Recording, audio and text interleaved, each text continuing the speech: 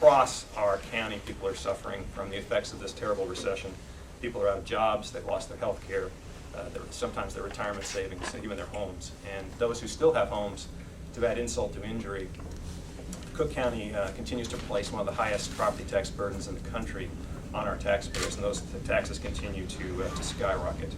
But the assessor can be a key ally for those hard-pressed homeowners, particularly in blocking the typical efforts by insiders to raise those taxes, as we've seen time and again over the history of our county.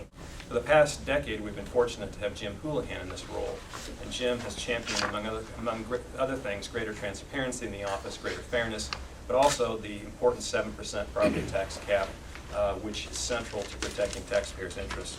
And that cap on homeowner assessments has saved homeowners millions and millions of dollars. But as I said before, unfortunately, the General Assembly has allowed it to expire. So when property taxes are issued later this year, homeowners will suffer the dire consequences of that failure. But after all these effective years of service, Jim Houlihan is retiring, and unfortunately the Democratic nominee to replace him, Joe Berrios, represents a clear threat to homeowners and senior citizens throughout the county. Those of us who care about tax reform and fairness, who have devoted our lives to that cause, cannot sit by idly and allow him to take that office.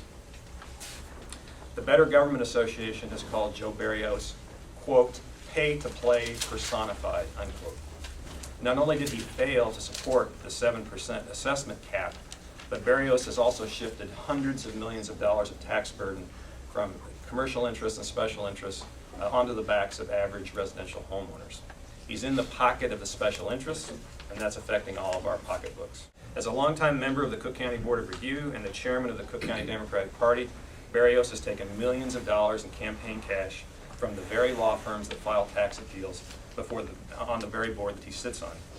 And Berrios has given out tax breaks worth hundreds of millions of dollars to those very same businesses those law firms represent. And county residents without clout or connections have made up the difference in their tax bills. It's a cozy little arrangement, and it's all too typical of government of, by, and for the insiders.